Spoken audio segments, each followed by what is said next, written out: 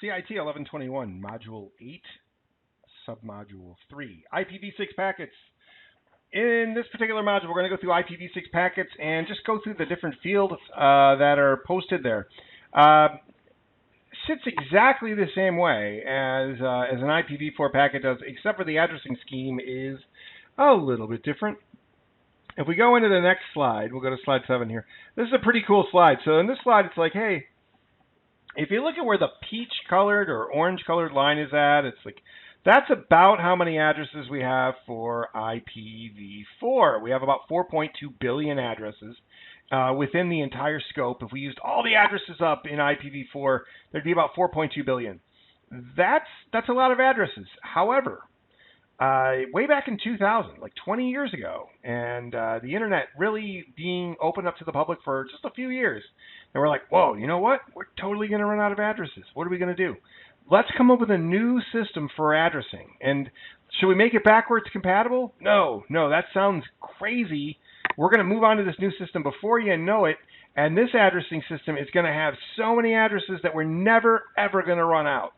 And that is the IPv6 system. So downside, not backwards compatible. Upside, we'll never run out of addresses.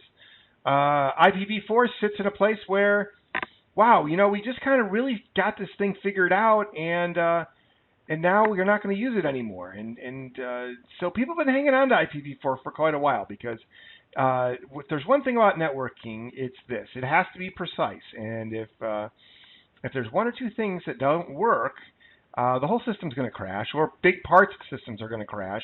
That's going to cost companies money, and they just invested a whole bunch of money, and they have a whole bunch of people that know IPv4. So the uptake on IPv6 hasn't been as fast as everybody thought it was going to be. But it is something that is going to be there in the future, so you might as well learn it. And the first thing you need to learn about it is that it is an IP connectionless addressing system that has more addresses than you could ever dream of. The second thing you want to know about it is that it is a fixed length packet as opposed to the IPv4 packet, which is of a variable length. And in this slide, we're just going to bounce off a couple of the most popular fields inside the IPv6 packet. So there is a version value that lets you know that it's version 6. There is traffic class and flow label. Those are both equivalent to the DSCP values. We're going to use these for quality of service, for identifying different types of traffic, and possibly then handling that traffic in a different manner than we would have otherwise. There is a payload length field, which identifies how much stuff is after the packet header in IPv6. So if you add the segment header plus the data section, how much stuff is back behind here? So it'll give you an idea of what that is, and that's a valuable utility. Next header, exactly the same as a protocol field that we saw in IPv4. Next header just identifies what the segment layer, transport layer segment header is going to be formatted as, TCP or UDP, possibly ICMP, but probably TCP or UDP. Hop limit. Hop limit's a better name for time to live. It's exactly the same thing, but it's just not called time to live anymore because that was a silly name for something that was really counting the number of routers you were crossing. Hop limit is a more accurate name, so we're going to call it that.